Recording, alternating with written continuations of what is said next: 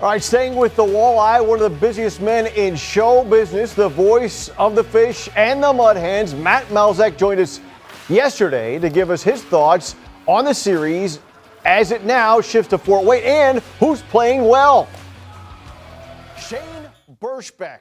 We did not say his name. I didn't hear you say it much in that first series against Indy, but he's back and he started out pretty well here in round 2. Well, you know why? Because of the fact that you had Kyle Bonus, Tyler Barnes, and Christian Hilbrick were unstoppable by the Indy Fuel. No matter how they matched up, it just didn't happen for them. They could not slow down that line. Well, you can see what Fort Wayne's trying to do. They're trying to slow down that line.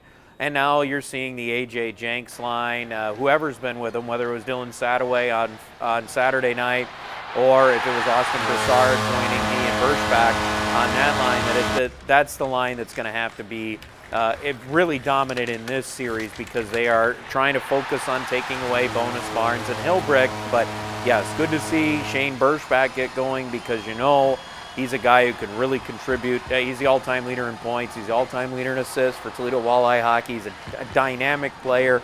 He's so smart with the puck. I mean, you heard the patience. That's what Scott Pollock and Kyle Rogers were talking about with him yesterday.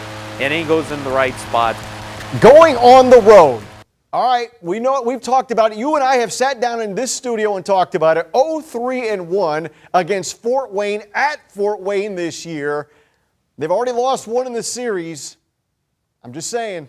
Well, I'll tell you what. I know for Fort Wayne, them winning in Toledo on Saturday was impressive. They had yet to win a playoff game at the Huntington Center. So it's kind of, you look at Toledo on the same vein here and you go, okay, well, Toledo has only won one game in Fort Wayne, but that came last year in the playoffs. Remember, Toledo went in there and won Game 3, already up 2-0 in that series.